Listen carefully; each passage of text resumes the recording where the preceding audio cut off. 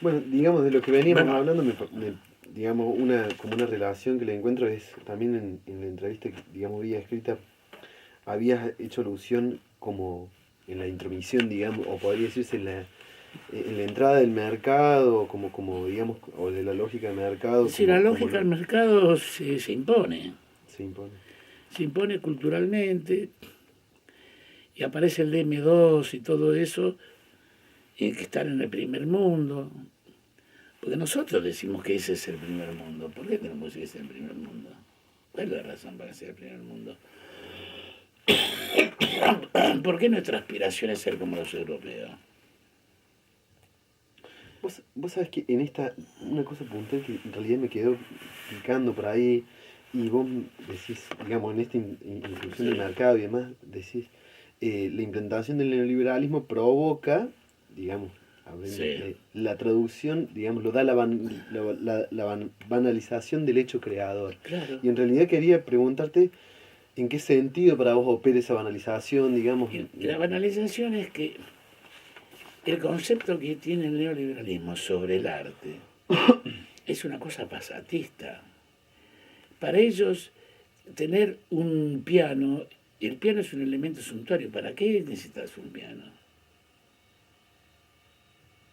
Ellos observan el arte como solo eh, alimento para el espíritu, que lo es.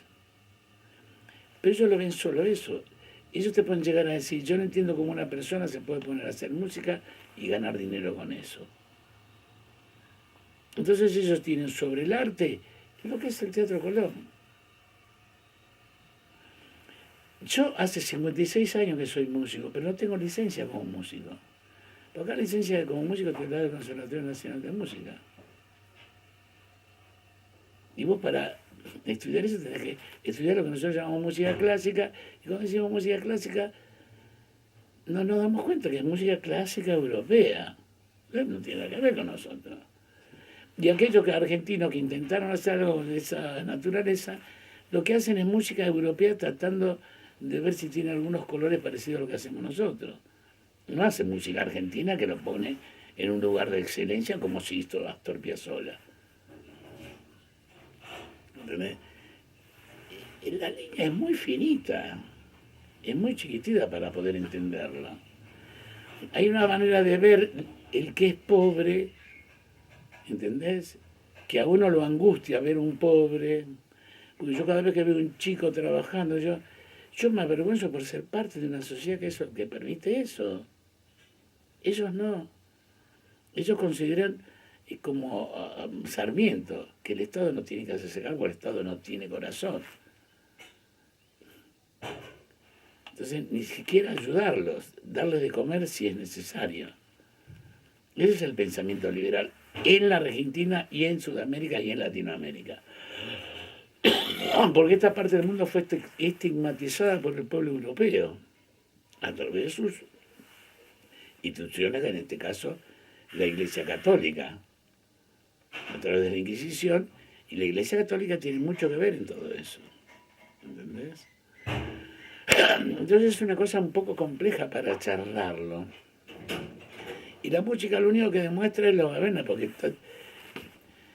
Cambalache tiene que ver con lo que cantaba Pepino en el 88, un clown que había en Argentina que decía, donde hay un mango viejo Gómez, me lo han borrado con piedra pome. Así cantaba en aquel entonces, y Cambalache es lo mismo. Entonces hay una demanda de parte de la cultura de un pueblo, porque uno es un ser cultural, uno se mueve culturalmente como se mueve la sociedad. La sociedad no es conmigo afuera, sino conmigo adentro. Porque si no, si estoy afuera, digo, che, nadie hace nada. ¿Por qué no me solucionan estas cosas? Yo pago para que esto me lo hagan. Y eso no es así. La sociedad es con vos adentro, con todos los... ¿Qué hace Néstor? Estoy acá con Julián, Buenas. Hola, que es un estudiante. hola, mucho Buenas. gusto. Un gusto. ¿Qué tal? ¿Qué hace, querido? ¿Grabándote todo? Sí, porque me olvidé de él hoy. Tenía que encontrarme con él. ¿Te pusiste lindo? No, lindo no, me puse como pude. ¿Sabes qué? Bueno, otra de las cuestiones que por ahí me interesaba preguntarte es, vos en la otra entrevista, yo te había preguntado si habías visto como una especie de ruptura, digamos, en el campo folclórico digamos, oportunamente me dijiste, en realidad fue adrede, digamos, que te pregunté, te puse la palabra Sí. ruptura fundamentalmente para ver cómo, digamos, estabas viendo esto y vos, digamos, dijiste como que está, en realidad veías un diálogo, digamos, y que a mí me parece súper interesante Sí. esta cuestión de, digamos, que sea así, porque en realidad tiene que ver básicamente con lo que teóricamente yo estoy trabajando, ¿no? Eh, y a mí me interesa, digamos, pensar si en este diálogo que tiene, por supuesto, emisores, receptores y al revés, y en el medio, por supuesto, un enunciado, eh, ¿cuáles crees digamos, a partir de los 90, a ver si puedo ser específico, han sido, digamos, los elementos de ese diálogo entre un sector del campo, sería de la música folclórica, y el otro? Venimos hablando de uno que es fundamentalmente dominado por la lógica de mercado, ¿no? Sí. Eh, ¿cuáles crees, digamos, Bueno, se nota en Cosquín, porque Cosquín, digamos, se organiza a partir de la necesidad que tenía esa localidad de erradicar el criterio de que la gente pasaba ahí con un pañuelo en la boca, porque ahí iban a curarse los tuberculosos. Entonces, para sacar la imagen de la tuberculosis, la Fuerza Vía de Cosquín recurren a la creación de este festival. Y ahí tenían un curita interesante, porque ellos no tenían plata para pagar. Entonces el Festival de Cosquín se organiza a partir de la solidaridad de crear ese gran evento. Entonces los artistas íbamos sin cobrar caché. Ellos sí lo que nos daban era alojamiento, nos daban la comida y nos pagaban el pasaje de ida y vuelta. Eso era Cosquín. Se hacía en la plaza y lo que son ahora las peñas eran los fogones que hacía la gente. Porque la gente también no había tanta hotelería para soportar tamaño evento. Que fue creciendo porque las provincias se hicieron eco de eso y empezaron a mandar sus delegaciones. Y después se inventó el Festival de Cosquín, digamos, y después el Festival de Cosquín. Los precosquines, los precosquines, ¿entendés? Pero eso fue tomado por la lógica del mercado a partir de que se privatiza Cosquín. ¿Qué fue? ¿En qué año? Creo que fue con Julio Mares, que lo toma Philips, en la posibilidad de en esa producción traer. Voy a cerrar la puerta, porque no cerrar la puerta. Porque si no vamos a empezar a escuchar solo de allá.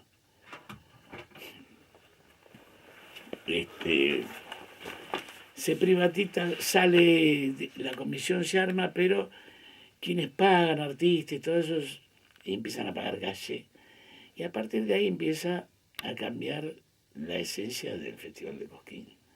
Entonces era una discusión a ver quién se quedaba más tiempo después de actuar, porque la gente le pedía nota, ¿no?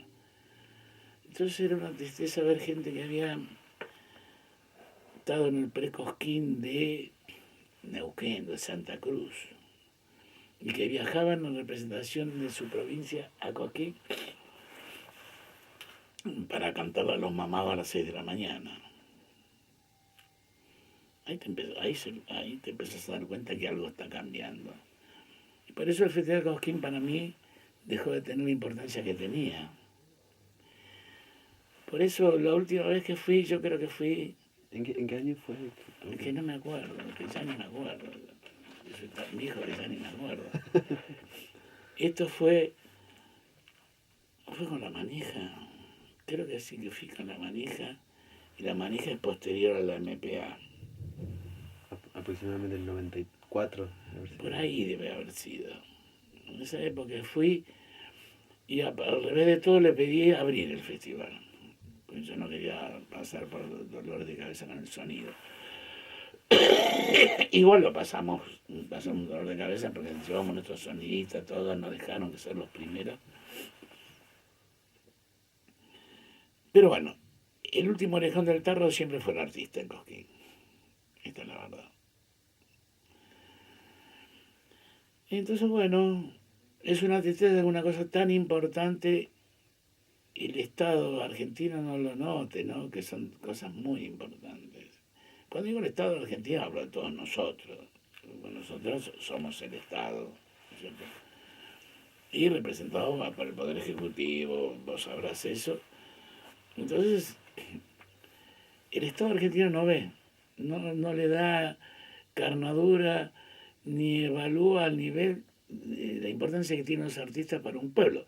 Ahora, cuando vos estudias, lees, y te dicen que el arte es la expresión máxima de la cultura de un pueblo. Cualquier libro pelotudo lo encontrás a eso. Porque es la manifestación sublime de lo que piensa ese pueblo. Y esos son sus artistas. Pero en otro país andamos con esto. A mí me parece tan pelotudo sacar la ley del músico porque es dividir siempre el arte en cosas que tienen que ver, donde normalmente los que manejan todos esos criterios es la industria. Ahora, si vos te pones a analizar lo que produce económicamente la industria de la cultura, en la Argentina te vas a dar cuenta que es el 3% del Producto Bruto Interno, o sea que no hemos rifado. Entonces, ¿por qué están tan distraídos de eso? Si es más que la industria pesquera que tenemos nosotros. El tango deja por año 3.000 millones de dólares del punto de vista económico. Y permitimos que un tarado como Macri lo enajene declarando patrimonio cultural intangible de la humanidad. Y encima a nosotros nos parece que es una distinción. Nos parece que nos han distinguido. Cuando realmente lo que están haciendo es quitándonos el tango. Porque ahora hay una comisión de 27 tipos que deciden sobre eso. Y a uno le parece, pero encima es porque la burguesía europea le encanta el tango, le gusta bailar el tango porque no le gusta bailar ni hip hop ni nada de esas cosas. Esa cosa es para los plebeyos. Y nosotros hemos abandonado el término pueblo porque copiamos la cultura europea porque para ellos el pueblo es lo más vasto. Y acá en la política está diciendo, y si la parte de, para decir que es la parte más, que están en situaciones de riesgo, ¿viste? La parte más popular del pueblo, decimos, llegamos a decir esa barbaridad y hablamos de la gente. Entonces esas cosas no son gratuitas y la música no escapa a eso. Cuando uno escucha la música vos te das cuenta dónde puede ponerlo cada uno. El que uno no lo quiera poner, bueno. Que uno ande inadvertido, y también puede ser. Uno tiene que estar dándole comer al loro, entonces uno no atiende estas cosas porque no son importantes las personas en común. Y son para divertirse. Entonces, culturalmente en Argentina nosotros el arte lo tenemos para consumir. No lo vemos como algo que nos representa ante el resto del mundo. No lo vemos de ese lugar.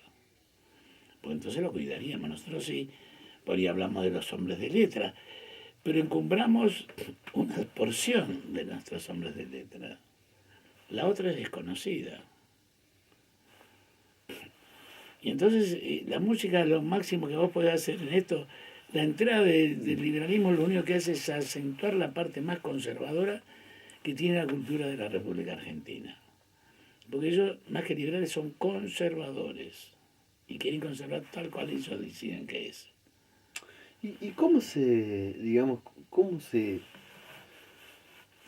congenia, digamos, cómo se amalgama eso con la aparición, digamos, de algo que un poco hablamos en la entrevista escrita, con la aparición o con ese modo con la orquestación, digamos, no convencional de lo que es el folclore tradicional? Bueno, pero eso es la MPA. Claro, ¿cómo es que la MPA es la discusión con los conservadores que los instrumentos son instrumentos. El contenido se lo da el músico. No es porque yo toque una batería, voy a tocar lo que toca el tipo que desarrolló la batería. Te digo eso porque cuando yo tuve que hacer la misa criolla, Ariel Ramírez, que me pidió que yo hiciera una reducción para 5 voces, yo me veo obligado a colgar 3 bombos. Entonces yo colgué los 3 bombos, al Chuco le pareció maravilloso, le regalé uno, Domingo Cura también le regalé otro. Y cuando terminó la grabación de la misa criolla, me dice Ariel, che, ¿y ahora qué hago yo? Porque vos sos un guanga, no podés venir de percusionista. Mi bueno, llamar a Domingo Cura, que es un buen percusionista. ¿Entendés? Y después digo, ¿para qué voy a seguir con 3 bombos si ya está la batería? Si la batería ya está, con eso puedo expresar todo. La primera batería que toqué me la hice fabricar con cuero de nonato. Que eso fue en el año 75, que teníamos un trío continuo, Salud y Quilo Palacio, que acá armó una revolución brutal, que ya zapábamos en aquellos entonces. Hay una historia subterránea que vive el país que desde el punto oficial no está visto, porque cuando aparece, aparece de otra manera. Entonces la MPA lo que hace es, yo fui a poner una guitarra eléctrica Peteco, acá siento tomar el repertorio creado por ellos, porque me parecían como autores jóvenes, porque yo veo ponerle, para darte una idea de cuál era la idea. Yo lo veo a Negrina Andrade, que es amigo mío, lo quiero mucho, es un buen tipo, que se pone a cantar y dice, y vino el caballo Tobiano y me miró de costado y el perro que lo ladró. Y los pibes que ven eso, no tiene nada que ver con eso. En cambio, vos escuchás a un pendejo por ahí que tiene un triunfo que yo lo escuché por ahí y me cagué tanto arriba, me pareció maravilloso, que habla del quilombo que él tiene con su bicicleta. ¿Entendés? Y entonces esto es más cercano a nosotros, hoy día y más a los chicos, y explica otras cosas que no explica el otro, que intenta quedarse en el pasado. Entonces cada vez que vos decís, ¿dónde está la patria empezás a buscarla en el pasado. Y entonces esta gente se queda con los símbolos, con todo. El quilombo con el campo te lo demuestra. Los tipos se apropiaron de todo. Yo andaba con una escarapela, me acuerdo, porque fue para estas fiestas de mayo. Y yo, bueno, me olvidé de la escarapela, porque ni me acordaba que la tenía puesta. Che, vos estás con el campo. Me dice, ¿por qué? Le digo, y puse la escarapela. Me la saqué. ¿Entendés? Entonces, esto es un poco la discusión que tenemos a partir de que nosotros mandamos, como los europeos, copiamos la cultura europea y tenemos una confusión muy grande. Yo no sé si esto vos lo vas a poder explicar, yo te tiro lo que yo trabajo. La MPA, Músicos Populares Argentinos, inclusive estaba inscrita dentro del Lucha y Vuelve, porque la MPA, te digo cómo era el logo de la MPA, te lo escribo ahí en cualquier lado. Total no te va a ocupar mucho lugar. La MPA era Músicos Populares Argentinos, era así, era la M, la A y acá el P. ¿Entendés? Entonces esto siempre tenía los mismos colores. ¿Entendés? Sí, sí. ¿Dónde militábamos? Militábamos en Las Madres. Fundadores de la Comisión Argentina de Artistas Argentinos por los Derechos Humanos. Y casi todos los tipos que se resistan a la otra cultura son todos militantes. Todos son militantes. Porque es una cosa que necesitamos mucho como país, la militancia de las personas. Porque esto, si no, va a ser una cosa de nunca acabar. Porque las burguesías europeas son poderosísimas y sus aliados en esta parte del mundo son muy poderosos. ¿Sabes qué? Recién dijiste algo que me parece copado, digamos, para tratar de algo que a mí, que no es algo que te pregunté en la anterior entrevista, que es lo siguiente, en cuanto al uso, digamos, vos decías, ellos se apropian de todo, de los símbolos. Claro. Y de los... A mí varias preguntitas. Están dirigidas al tema del uso del repertorio, digamos, claro. Podría decirse el cancionero popular, ¿no? Claro. Estos tomados todos como símbolos, sí. Como dijimos recién, ¿no? Sí. Primero, ¿cuál crees, digamos, cuál ha sido, digamos, el criterio a partir del cual trabajaste vos específicamente en el disco Rompiendo la Red, el tema del repertorio, sí. En cuanto a la apropiación, digamos, y enfrente de la otra apropiación? Sí. Y algo puntual que me parece interesante es, ¿cuál es la significación de incluir a alguien tan emblemático y tan significativo como Yupanqui en esa estructura, digamos, de canciones? Y no solo eso, sino que además romper con ese significado tan cerrado que se ha dado Yupanqui. ¿Me lo voy a explicar? Sí. Yupanqui es el primer estilista que tiene esta música, porque esta, nosotros, toda la parte, vos tenés que pensar, ¿no? Porque esto es una cosa que si vos la podés poner, podés llegar a analizar vos mejor que yo, esto sucede porque vos estás muy ocupado en eso. Acá, cuando se decide esclavizar a la gente de esta tierra, fue con el tema de Pizarro, ¿viste? El cura Valverde teje una trampa. La denominación aborigen tiene que ver con eso, es como abdicar. Aborigen, que significa fuera de los orígenes, que es lo que determinó la Iglesia Católica, de que los nativos acá no tenían. Y entonces acá, cuando hablan de genocidio, no se olviden del genocidio en América, fueron más de 70 millones de tipos que mataron. Y vos seguramente conocerás el genocidio armenio, de 2 millones de tipos, que permite después el holocausto judío, de 6 millones de tipos.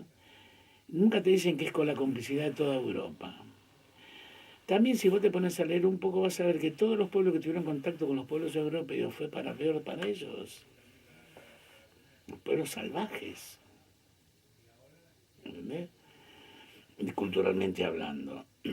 Hoy, si le hubiesen dado pelota a los nativos de acá, no tendríamos a Greenpeace, no tendríamos necesidad de Greenpeace. Porque la cultura de ellos es pertenecer a la tierra. Pero eso no significa. Entonces, al anularle culturalmente, primero en el bando mandan a quemar todos los instrumentos musicales, pero la primera orden es mandar a quemar todos los instrumentos. Es decir, toda significación de cultura fue prohibida por la Iglesia Católica en esta parte del mundo. Este instrumento nace de la prohibición. Es el cajón peruano.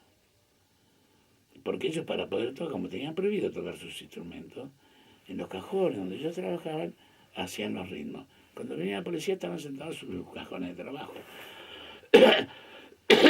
¿Por qué es peruano? Porque la música peruana sin el cajón le está faltando algo, ella se incorpora. No es lo mismo que los cajones cubanos.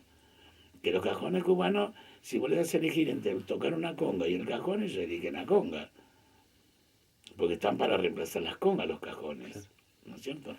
Bueno, hoy día a raíz de un brasilero que tocaba con Paco de Lucía y que lleva este instrumento, encima lo tenía roto.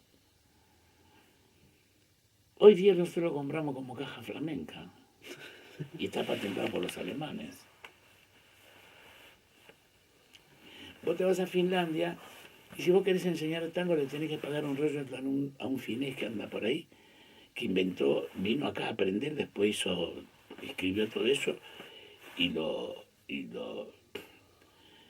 puso como derecho de autor. Entonces vos le tenés que pagar a un finés.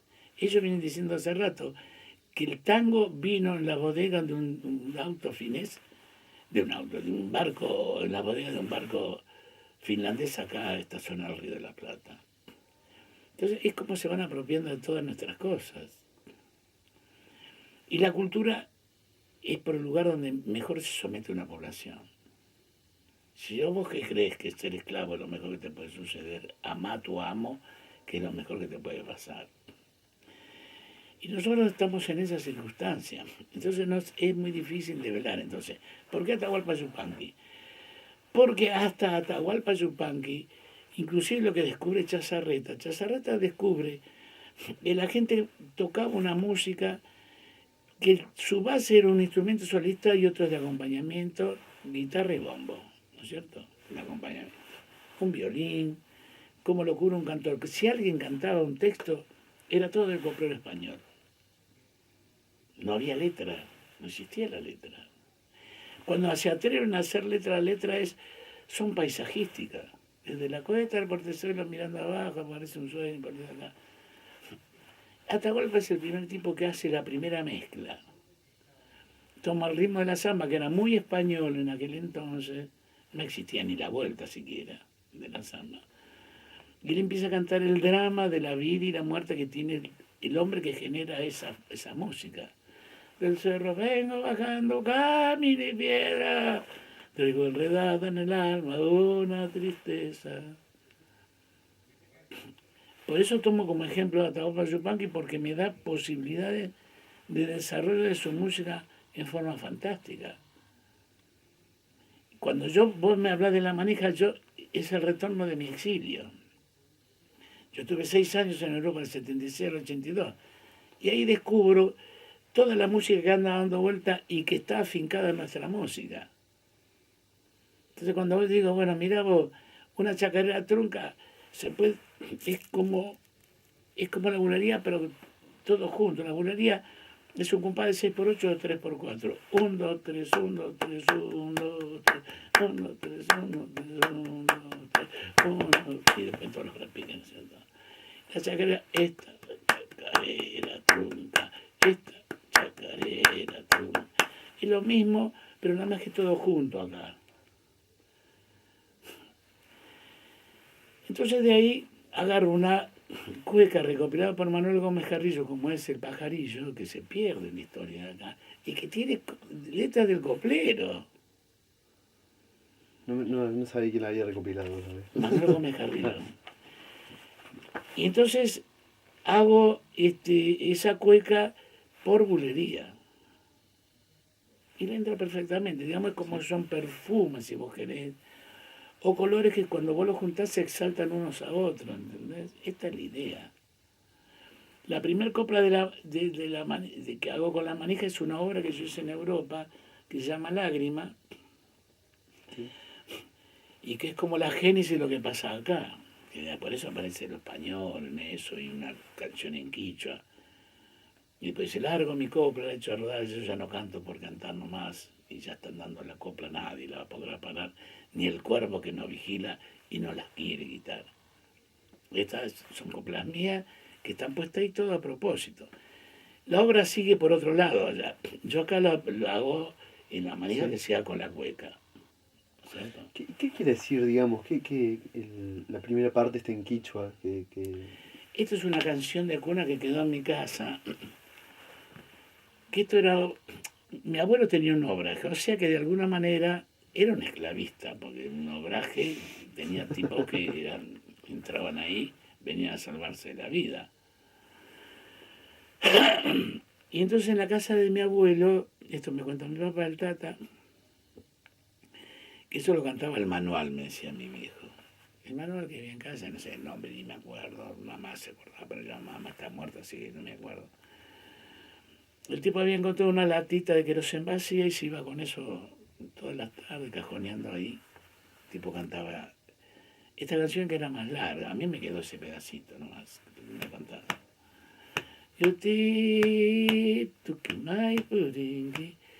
Y que ahí digo, perdís cuál es tu destino, porque ahora la traducción del tema. No dice nada más, es una cosa que cantaba este hombre ahí, y yo lo pongo simplemente como un detalle, una expresión, ¿no es cierto? No es que me propongo cantar en quichua, porque me parece pelotudo, porque no tiene nada que ver con los quichua, ¿entendés? Pero sí, desde el punto de vista artístico me parece que genera cosas. Es más, el espectáculo que yo hago siempre empieza con ese tema. Siempre. Es como una especie de alegoría, ¿no? Traer recuerdos de esta tierra. Que solo creo que artísticamente está permitido hacerlo. Sin poder decir esto es esto y lo otro. No. Es una nana, si fuera español el término, y una canción de cuna dicho por nosotros, con la cual me acunaban a mí. Como hasta el otro, una, que estaba otra manera de acunar.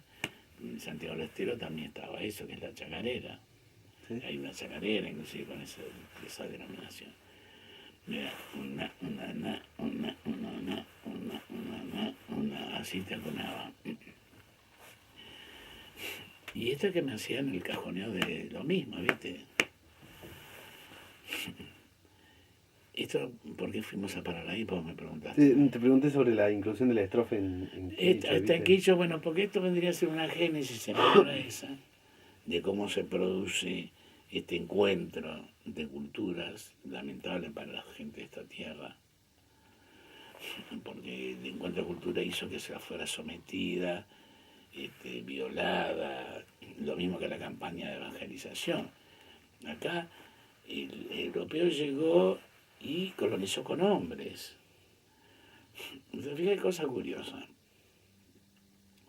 En España, que estuve ahí 4 años viviendo, el hecho de hacer el amor ellos les llaman joder, a lo que nosotros llamamos coger. Ahora cuando el tema es entre animales, ellos utilizan ese término. Dice, el toro cogió la vaca, el perro cogió la perra.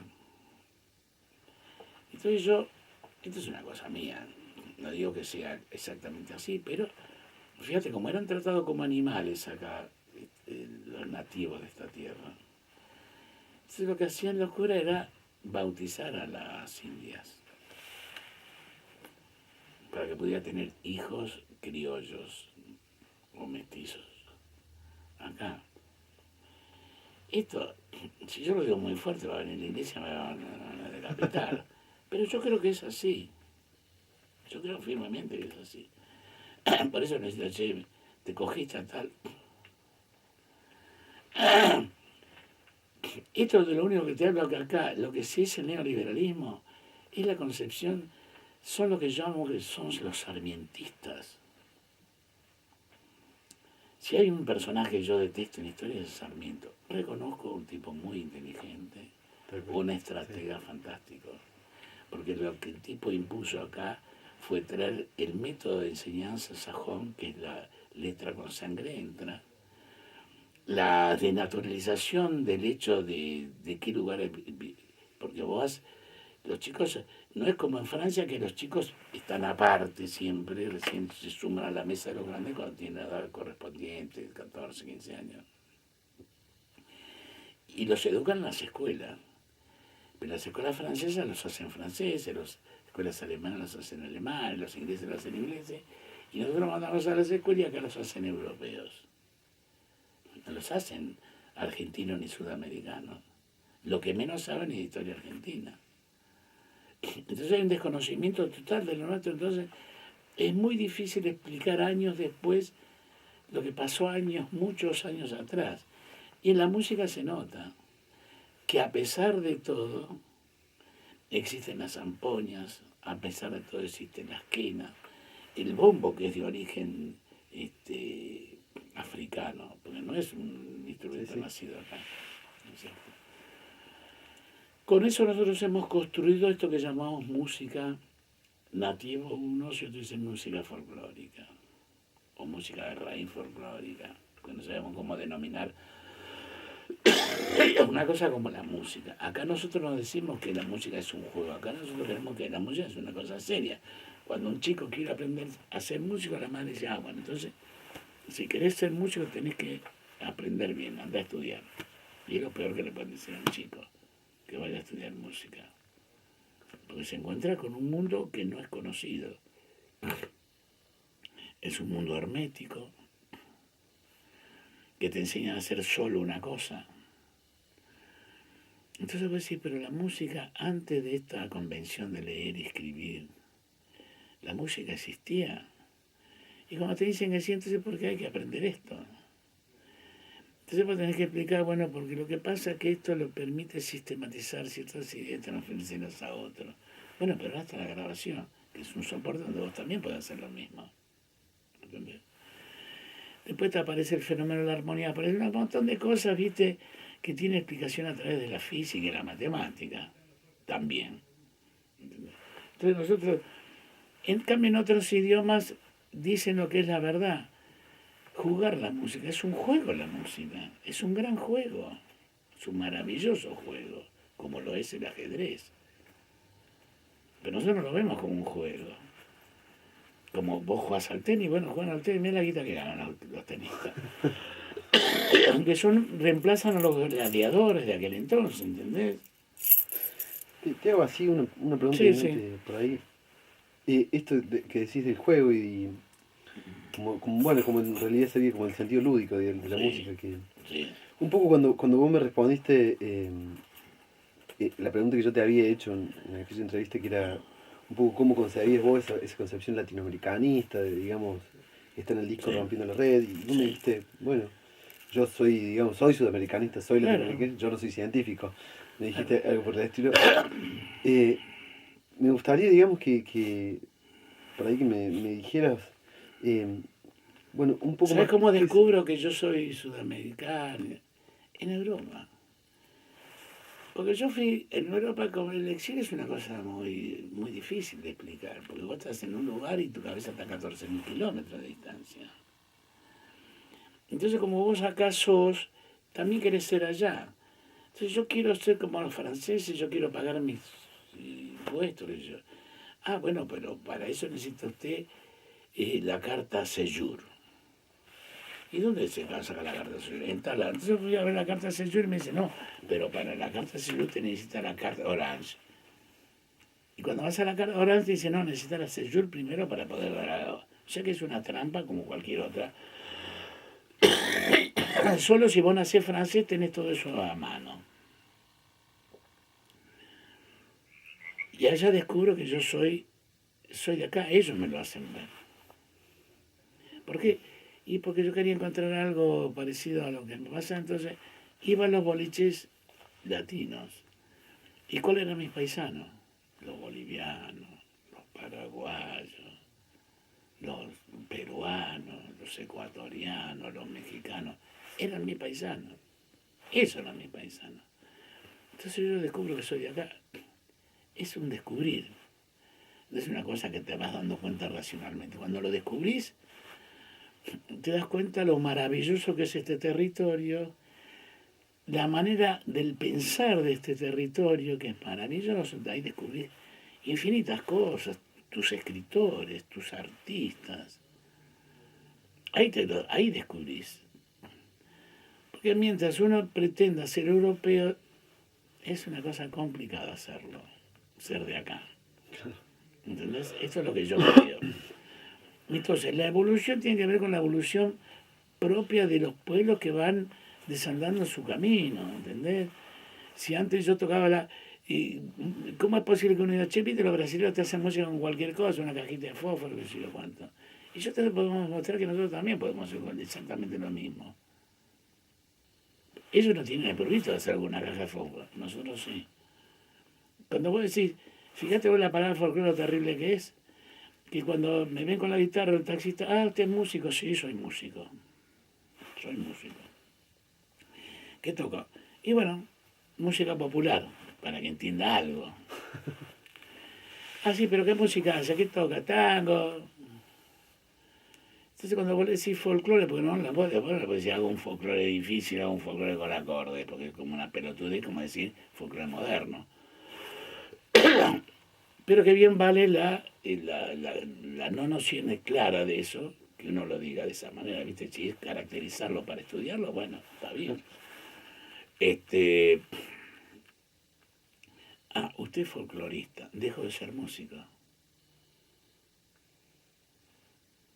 Entonces, el valor que tienen las palabras, las denominaciones, puede ser liberal o no liberal, puede ser... El asunto, viste, que uno tenga mucha conciencia clara del valor de lo que tiene cada una de las cosas que nosotros hacemos. En particular y en conjunto. A mí me encantó el Bicentenario. Me pareció una locura que fuera el rock and roll el que abría, el que cerrara. Una locura. Porque el rock and roll es una música que viene, yo me acuerdo, porque esto aparece en la década del 60. Aparece el Flaco Espineta. Y había un grupo que se llamaba Mandioca que nucleaba a todos estos músicos, de los que soy amigo y me enorgullezco ser amigo de ellos. Que cantaban esta música que se llamaba música progresiva. Cuando viene el 2 de abril, se prohibió la música extranjera. Y entonces esto que era música progresiva se la rebautizó como rock nacional. Y cómo porque vos decís, porque vos decís, bueno, si yo voy a Francia y digo, che, ¿escuchaste rock nacional? ¿Qué es eso? Ahora, si vos le decís rock argentino, tiene un sentido. Pero cuando decís rock nacional, si acá no nació eso. Entonces, hay factores que se acumulan en la cultura, ¿no es cierto? ¿Qué sé yo? Tipo que toca todos los días veneno, ¿no? Para que envenenarse, para tener que dar un toco muy grande, ¿viste? Para poder envenenarse, pues ya está acostumbrado al veneno. Y la cultura tiene eso. En la cultura se van acumulando ciertas cosas que son mentiras y que nosotros terminamos tomándolas como cierto. El liberalismo en nuestro país son 100 familias. Son 100 familias que no les interesa el poder y ser ellos en la Argentina. En la Argentina son ellos. Ahí está la apropiación, ¿no? Ahí está la apropiación de todo. El término folclore se acuñó acá en la ciudad de Buenos Aires y se lo denominó así porque era mucho más lógico para el proyecto que tenía la generación del 80, que era matar a todo lo que habitante que había acá y traer a los europeos a vivir a esta zona. Y tiene que ver también con darle un sentido de homogeneidad, ¿no? A la llegada de todas las ramas folclóricas. Exactamente.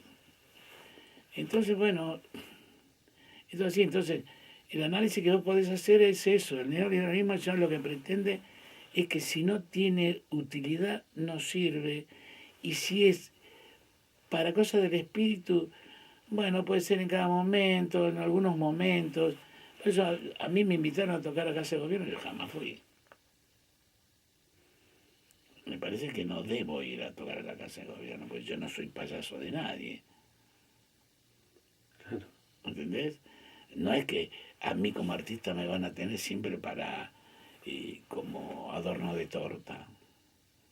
Porque para comerse la torta sacan los adornos, los guardan para la torta de mañana y se comen la torta de ellos. Yo me considero parte de la cultura de mi pueblo. Trabajo en pos de eso porque mi responsabilidad es esa, ser parte de mi pueblo y ser responsable. ¿Qué sé yo? Para mí Gardel es tan importante porque yo digo Gardel, me siento identificado, me identifican. Y si uno tiene que planteárselo desde el punto de vista económico, ¿cuánto vale un valor de esa naturaleza? Hay que poner mucha plata. Entonces yo digo, si los artistas somos capaces de generar bienes culturales, el Estado no puede ser ignorante de esa apreciación que uno puede hacer. Y si encima hay una economía atrás de eso, cuantiosa, el Estado no se puede hacer el pelotudo. Y hay que luchar en eso. No hay que pedirle nada, hay que luchar y exigirle que la haga de esa manera. Entonces yo creo que la ley del músico que quieren hacer me parece que es lo mismo que la ley del teatro. Para mí son todas pelotudeces. Sirven algo sirven. Es como un remedio. Pero habría que hacer una cosa más grosa. El Estado, que somos todos, tendríamos que organizar. Vos fíjate que en todos los lugares donde hay poder ejecutivo de cualquier naturaleza, ya sea municipal, provincial o nacional, el área de cultura es lo más chiquito. O siempre hay un pelotudo, ¿entendés? Que sabe escribir bien o pinta bien, pero que al momento de gestionar no sabe qué gestionar, qué es lo que hay que gestionar. Para mí tendría que primero, habría que discutir a la cultura como política de Estado. Y la organización del Estado de la cultura tendría que ser lo estratégico. ¿Entendés? Esto tendría que ser. Para mí es así. Y la música, todo eso, es un reflejo de lo que nos pasa en conjunto. Así como existió Cancionero de la Liberación, así como existió este cancionero que...